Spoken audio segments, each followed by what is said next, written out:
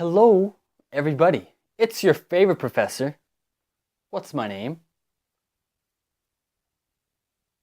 No, louder, louder. I can't hear you.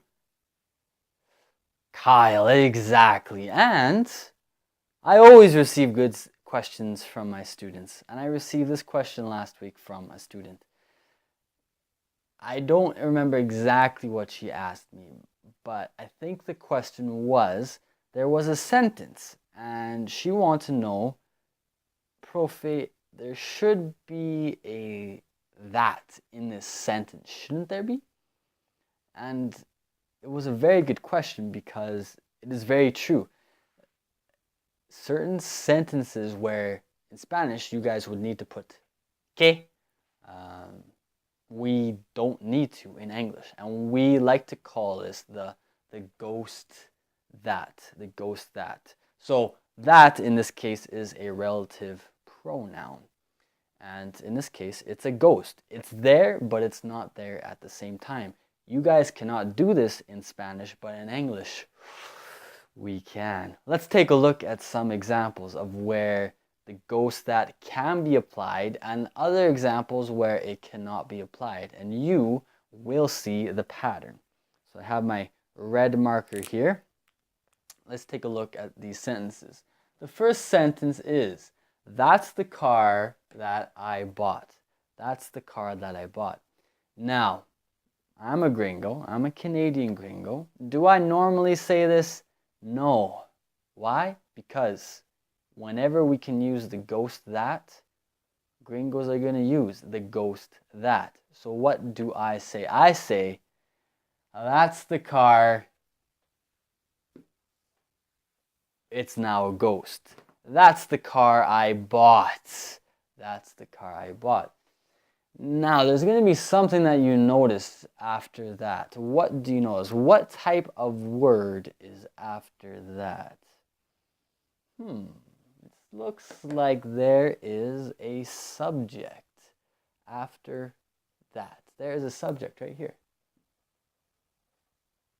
Look at that. Now, I'm not going to explain this right now, but remember this because it will be important in 1 second.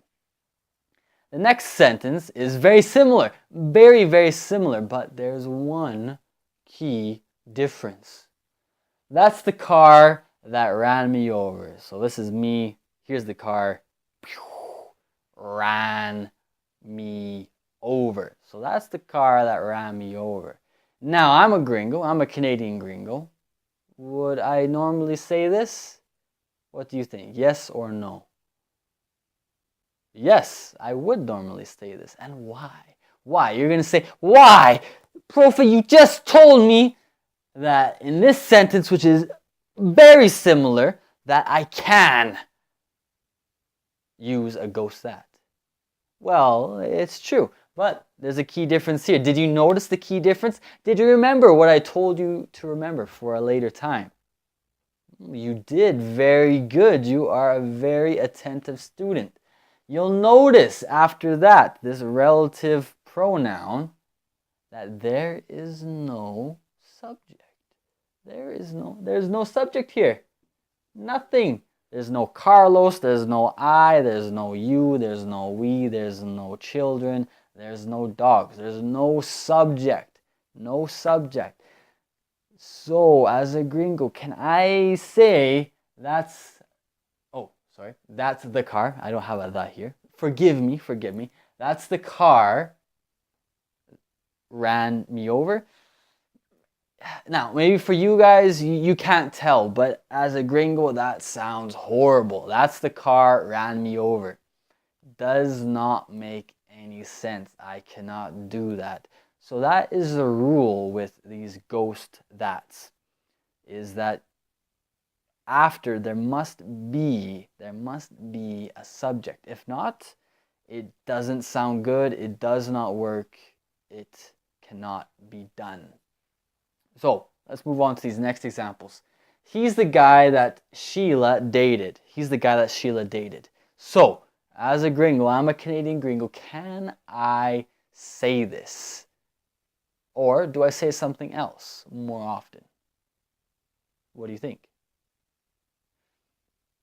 Exactly. No, I'm not going to say this most often. Normally, I'm going to say, he's the guy Sheila dated. Just like that. I'm going to use the ghost that. So I want to use the ghost that. I'm going to say, he's the guy Sheila dated. And why? What do you notice after that? We notice Sheila. Sheila is a subject. So in this case, we can use the ghost that. But let's look at the next example. He's the guy that kicked me. He's the guy that kicked me. All right. So as me, I'm a Canadian gringo. Can I use the ghost that here? What are you guys saying? Scream it to me. No. And why? Well, because we do not have what? We have no subject after. So we must say, he's the guy that kicked me. We cannot say, he's the guy kicked me. Makes no sense. No sense.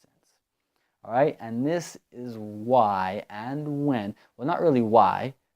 It's hard to explain why. It's just we can do it in English. You guys can't do it in Spanish, but in English we can definitely do it. Or maybe you guys could do it in Spanish, but I don't think it's very common.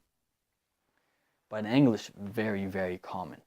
The last thing I want to say is I've called it the ghost that, but remember, I have a video about relative pronouns here on English for Latinos. So if you watch that video, you already know that is a very, I guess, informal, yeah, it's the most informal demonstrative, no, not demonstrative, the most informal relative pronoun that we have. And it can replace which and who. So this is called the ghost that, but could also be the ghost who and the ghost which. Like for example, that's the car so that's the car which I bought. That would be the more formal, more formal way to say it. But again, we don't use it that often because if you've followed me for enough time, you know that gringos don't like to be super formal. So it could also be called the ghost which. And then what else? One second. He's the guy. Yeah.